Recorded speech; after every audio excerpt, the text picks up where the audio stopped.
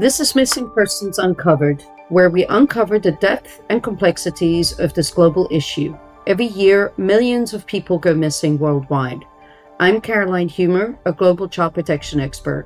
And I'm Karen Shalev-Green, a researcher specializing in missing persons at the University of Portsmouth in the UK. Across this series, we hope to raise awareness of this issue, discuss how societies can support vulnerable people better, and give you the insight into how you can protect your community and family. Today, we look at the importance of collaboration and partnerships where they help protect and respond to missing persons instances and explore the resources available to both families and individuals who may be at risk of going missing. Bethan Hodges works for Missing People, a UK national charity helping anyone affected by someone going missing. A lot of people will be affected by missing. You know, you might have friends or family members who are going through it. Their child might be running away. We just don't know.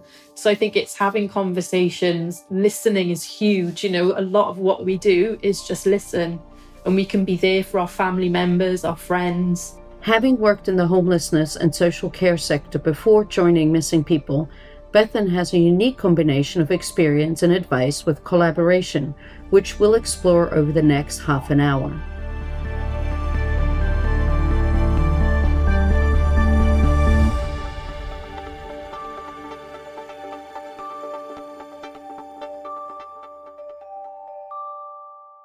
Caroline started her conversation with Bethan by finding out a little more about Missing People UK. We were established quite a few years ago. Some of the people listening might remember a missing person in 1986 called Susie Lamplugh. She was an estate agent who went missing, and that's how our charity was formed. The two ladies that set up the charity were quite good friends with Susie Lamplugh's family, so they really experienced what happens during a missing persons investigation and could see that families needed a lot more support. So those were our beginnings, really. I've been working for the charity for about 6-7 years. Before I started at the charity, my background is generally in social care. I'd say that's the thread that holds all the previous jobs together. So safeguarding both adults and children, and in various areas of social care. I also worked in the homelessness sector, so working in homeless hostels, working in the support capacity in those homeless hostels. And when I worked there, I'd say I reported quite a few people missing, because we'd have people that would move into the hostel and then maybe we wouldn't hear from them, we wouldn't see them for a couple of nights, and then obviously we knew that there was maybe some risk associated and we'd report those people missing. So I was familiar with the sort of process of reporting missing, what the police might do. And I saw a job come up with Missing People, and it was working in Wales on a project called Aftercare, which was a project looking at what happens when someone comes back from being missing and the support that happens when they're back home. So that's how I started, not really looking at the missing incident. It's sort of looking at the return. So I've always been focused on the return and how important that is. There is the saying, it takes a village to raise a child. And I know in our world, we've sort of said it takes a village to protect a child. There's variations to this as well. And this is so relevant for all of us, not just for children, but for vulnerable adults. Why does it take a village? What is it that makes it so important to have a village to help protect the vulnerable citizens? I can think of a time when we had somebody who went missing. We knew that he was really high risk. He had dementia and he lived in a village, a very small village. And I know that we'd looked at who are our partners in that area, who can help us with publicity. And because it was a small village, I think we had a library. It was the only place that we could send posters to. So we'd sent a missing persons poster to this library, and we got a phone call from the librarian to say that as she was putting the poster up, she found him. He was on the computer. He had just been in the library the whole time, quite happy using the computer. That just shows that if we didn't have those links into the community, if we didn't have that link into that individual village, that gentleman wouldn't have been found. There's a lot of areas where we need to work in. And if we just look through the lens of missing, we miss a lot of other things within that. From my previous experience working in social care and working in this role, if I tried to do it alone, I wouldn't get very far. So even starting with the police, you've got all the individual police forces. So that's 40 plus police forces. You've got the British Transport Police. You've got the College of Policing, the National Police Chiefs Council, HMIC, who inspect the police forces. You've got the National Crime Agency, who have the Missing Persons Unit, who oversee the whole of the UK.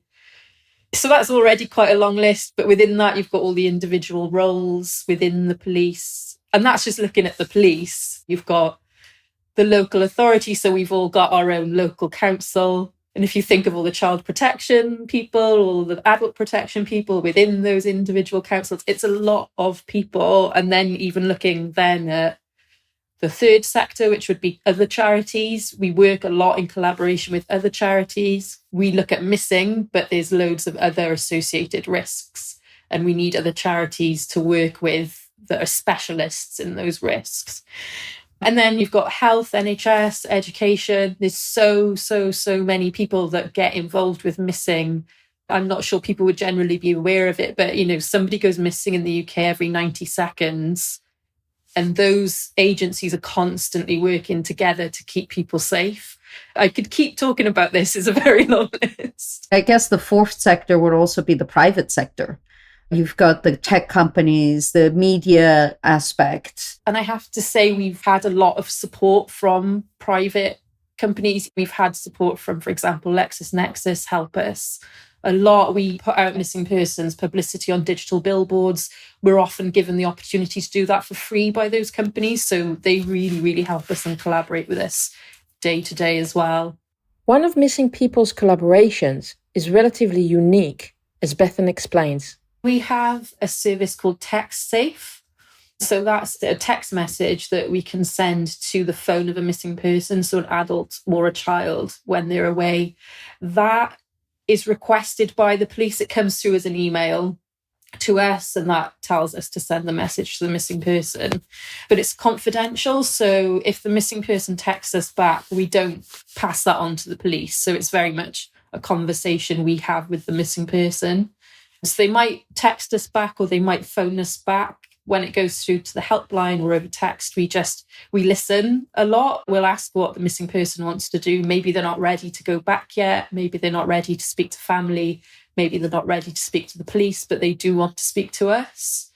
So we can just chat through how they're feeling, what they might want to do, why they're away, and try and get them some help. But it's very much decided by the missing person. We wouldn't tell them what to do. We wouldn't tell them that they have to speak to their family, they have to speak to the police, but those options are there if they want to do that. So what we sometimes do with Textsafe is if the person has phoned us, we can set up a three-way call.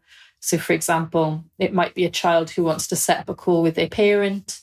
It might be a missing adult who wants to set up a call with their partner or the police, anyone who that missing person wants us to put on the end of the line.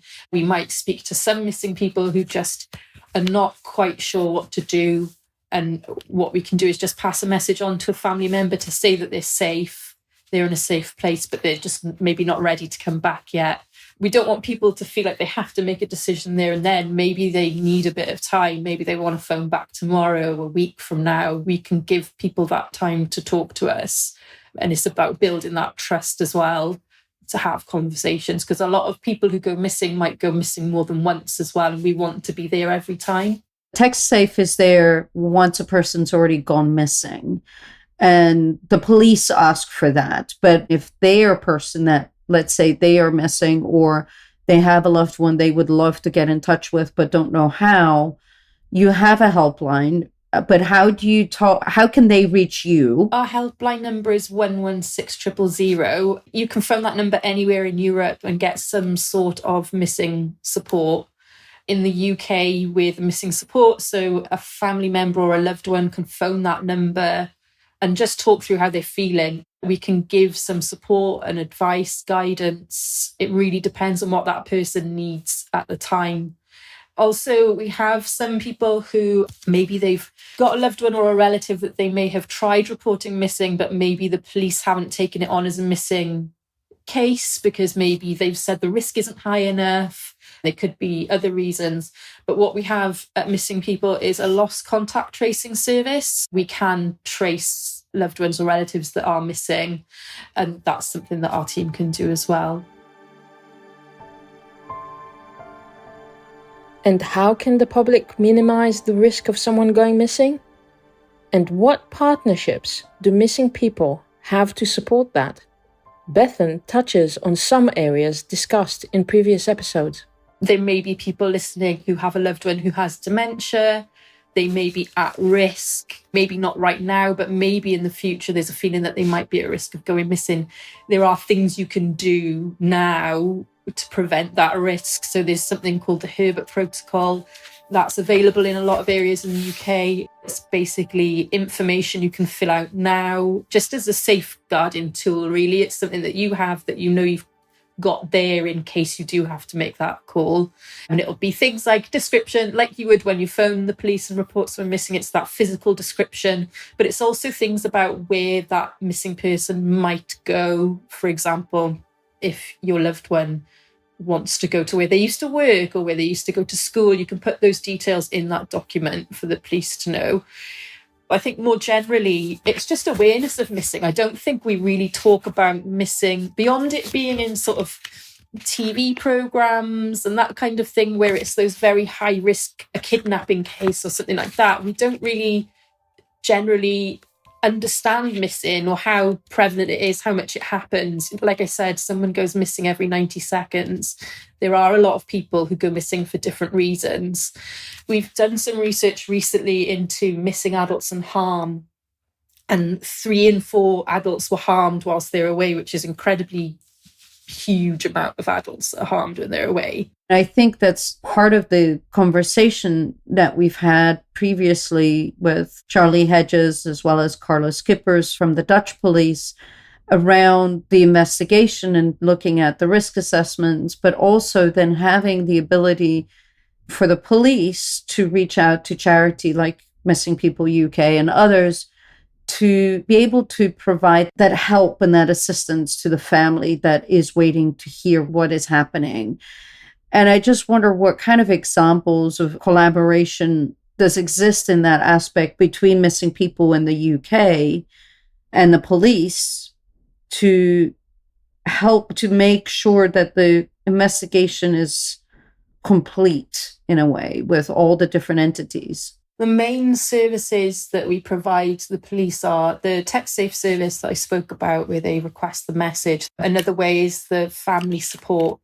So that might be really early on in the investigation, but we also have families that are referred to us when the case has maybe progressed a bit more, and we can give support in the short term or long term. So it just takes the police to refer for us. It can be really practical stuff, and it can be emotional. Maybe families need both, but maybe they need one or the other. Maybe they feel like they've got people around them that they can talk to, but they actually just don't understand the investigation.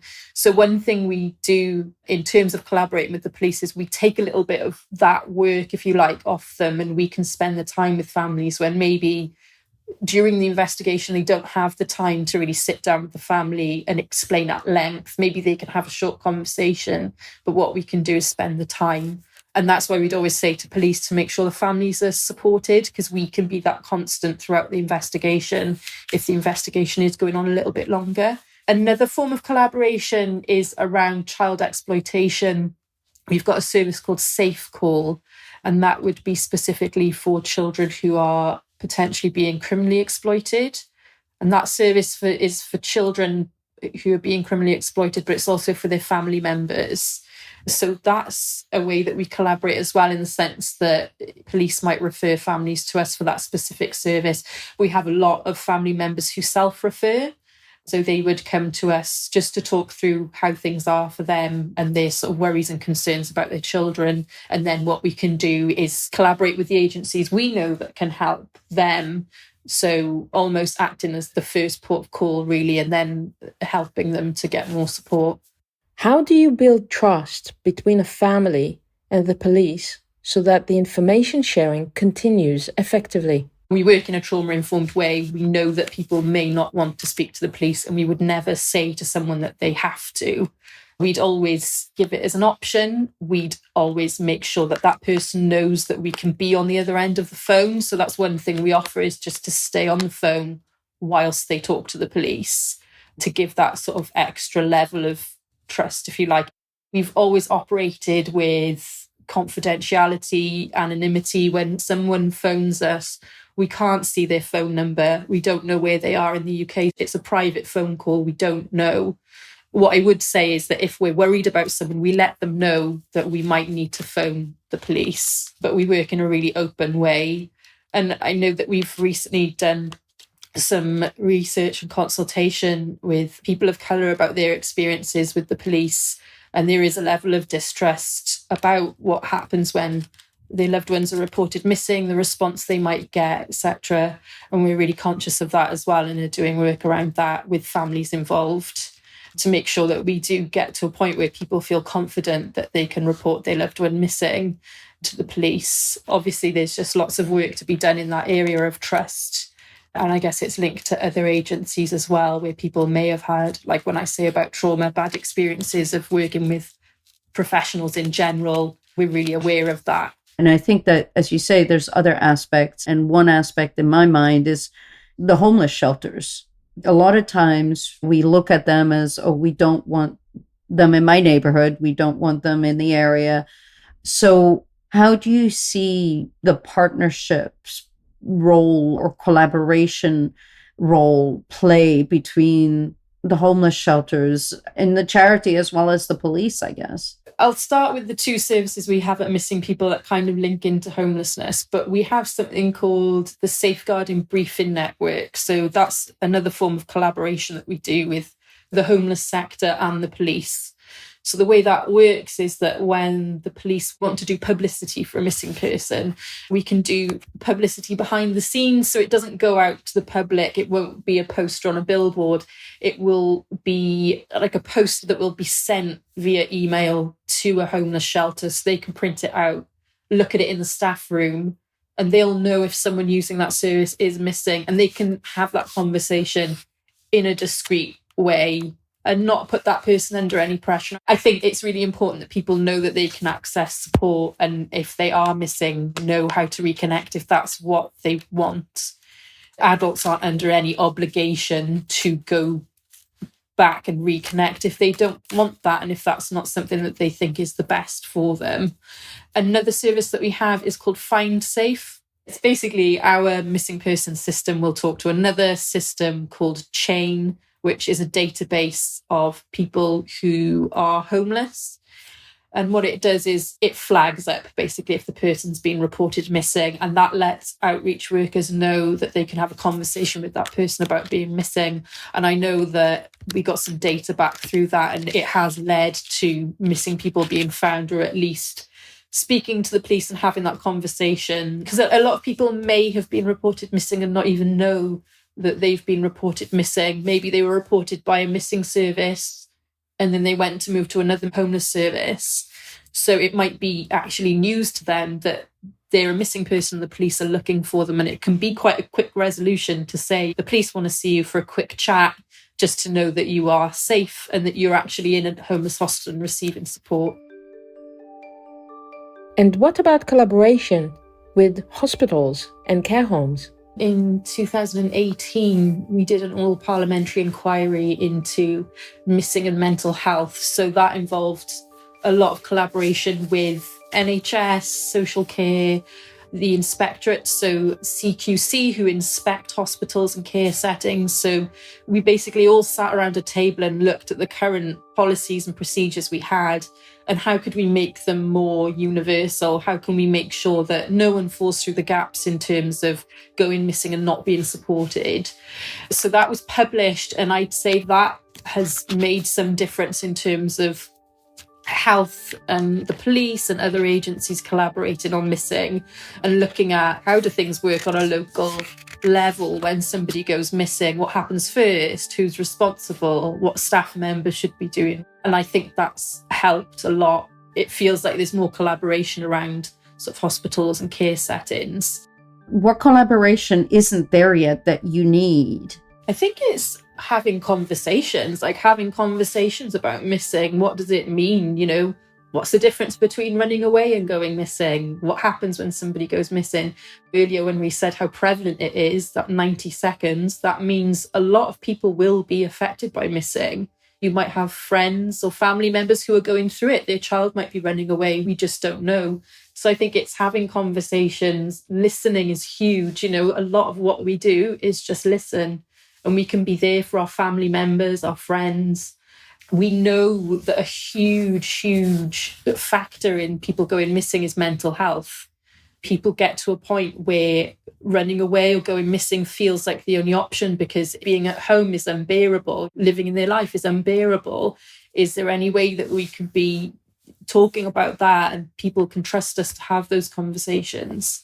In terms of supporting the charity, we always need people to share appeals. We always need just general awareness as well. People in the communities letting other people know about what we do. Like I said, if you've got someone with dementia, letting them know that the Herbert protocol exists and that can prevent a person from going missing. That's something that you can do right now if someone in your family has dementia. So there are a lot of things that people can do. I want people to feel like they are part of that collaboration. We really rely on the public to help us day to day. And once a person is found, for missing people, that's where a lot of the work actually starts. Initially, with the return home interview. It's referred to in different ways around the UK. So you hear return home interview, return discussion, return chat, because interview feels quite formal. We don't want it to feel formal. So it's basically a conversation with that missing person when they come back. Legally, children need to have it in England. In other areas, it's not a statutory requirement, but it's best practice, if you like, to do it. It's a conversation with that person about what happened when they were away. And we know that it can sometimes be the one and only kind of chance that person will have to talk about what's going on in their life, what's difficult, what's, maybe causing them to feel like they need to go missing. So the way that it works is that we would receive a referral from the police. So often there's a form that they fill out when somebody comes back from being missing. And that would have a small level of detail in it about why they went away.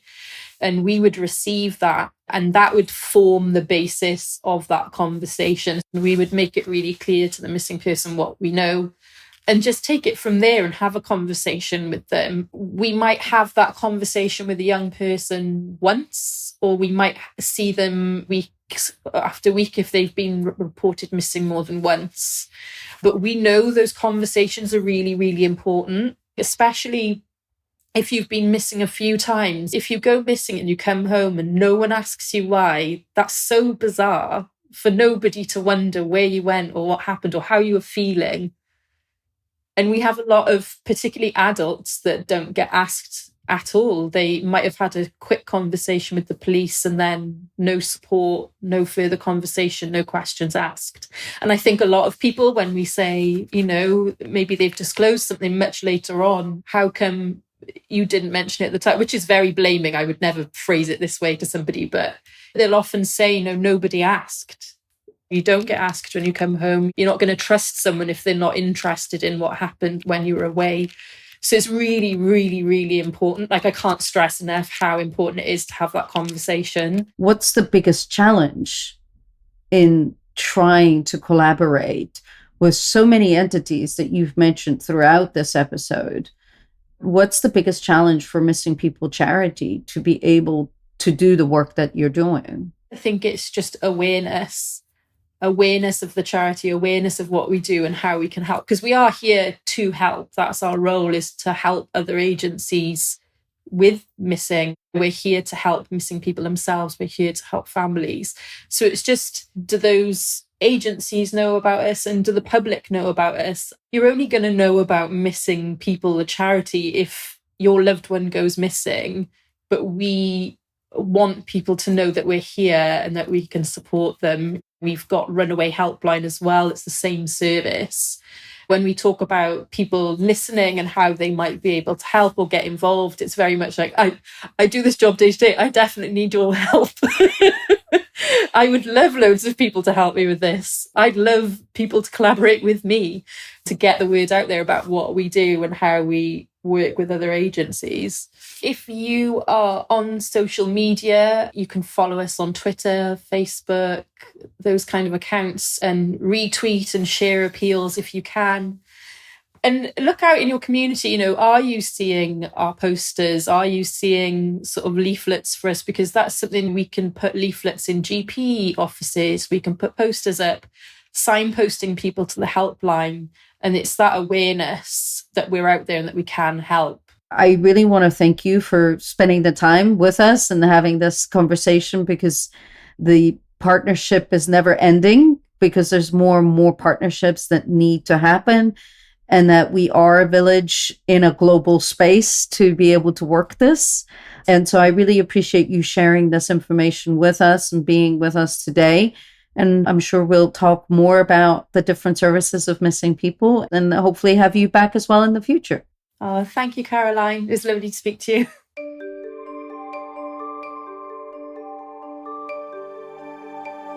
Thank you for joining us for another episode of Missing Persons Uncovered. Next time, we'll be joined by John Bishop to discuss publicity appeals. If you'd like to find out more about our work or any resources we mention in the show or about our guests, please go to missingpersonsuncovered.com.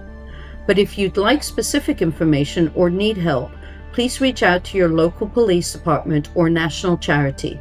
I'm Caroline Humer. And I'm Karen Shalev-Green. Thanks for listening to Missing Persons Uncovered. We'll speak again next time.